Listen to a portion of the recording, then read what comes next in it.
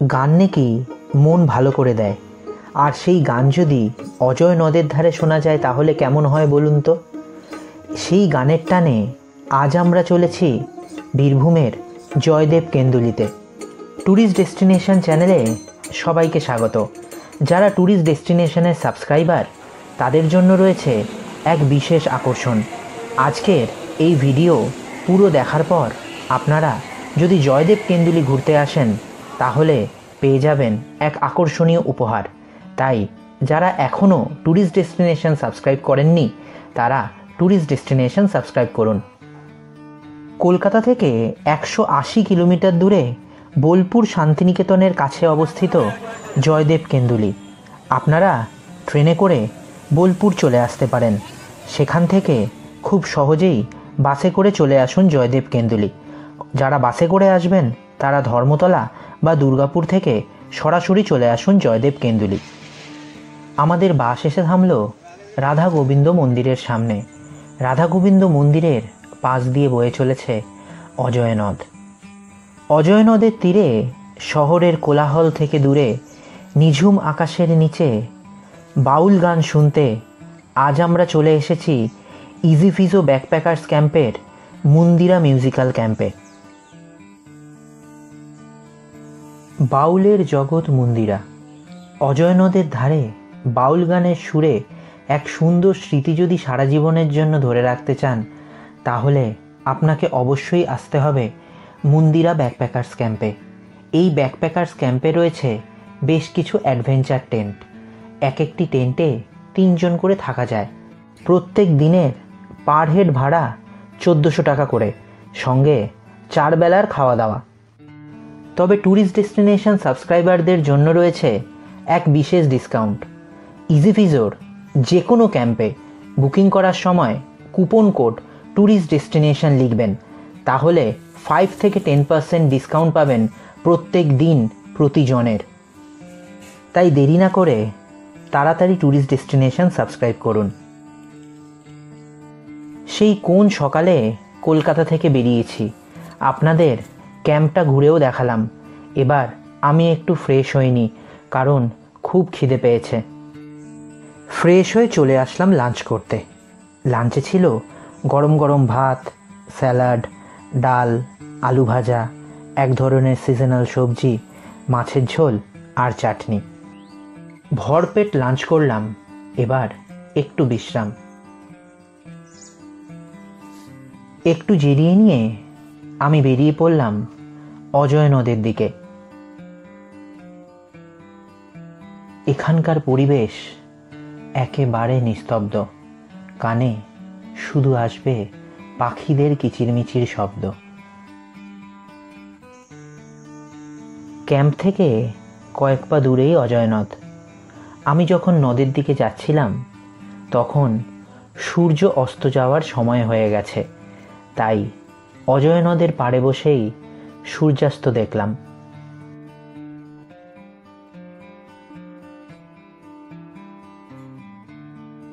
সূর্য ডোবার সাথে সাথে ক্যাম্পে ফিরে আসলাম।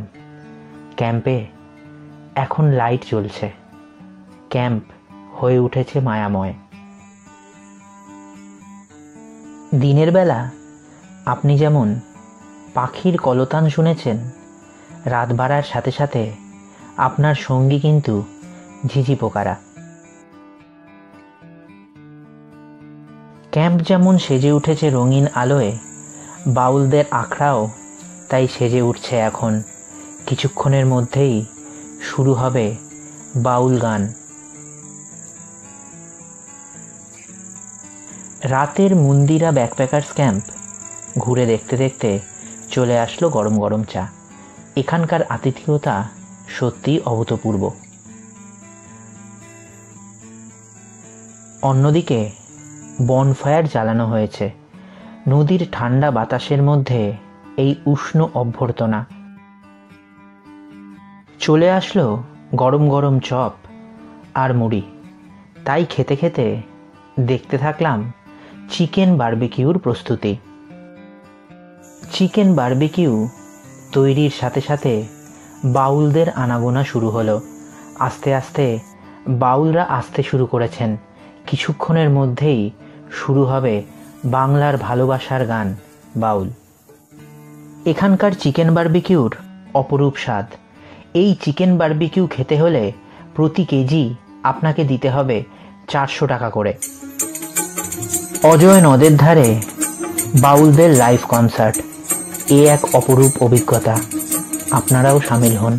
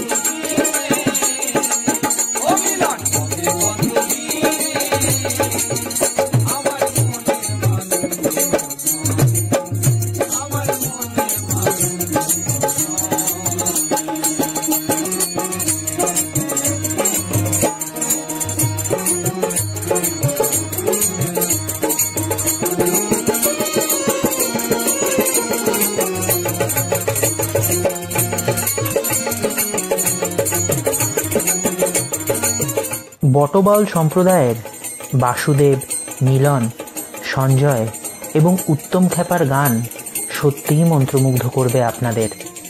বাউলদের কনসার্ট যদি শুনতে ইচ্ছুক হন তাহলে আমাদের কমেন্ট করে জানান। অনেক রাত হলো, ডিনারে রুটি মাংস খেয়ে ঘুমিয়ে পড়লাম।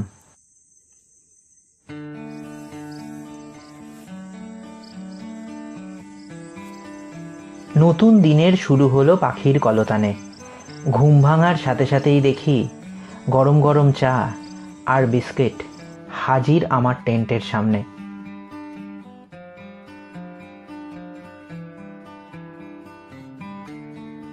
চা খেয়ে একটু ফ্রেশ হয়ে এবার আশেপাশটা ঘুরে দেখব। এখানে দেখার জন্য কিন্তু অনেক কিছু রয়েছে এক প্রাচীন ইতিহাসও। প্রথমেই আমরা দেখে নিলাম নবনির্মিত বাউল একাডেমি। বেশ বড়সড় ক্যাম্পাস জুড়ে তৈরি হচ্ছে এই একাডেমিটি। গীত গোবিন্দমের রচয়িতা কবি জয়দেবের জন্মস্থান হলো এই কেন্দুলি গ্রাম। তিনি দ্বাদশ শতকে জন্মগ্রহণ করেছিলেন এবং একদা রাজা লক্ষণ সেনের সভাকবি ছিলেন।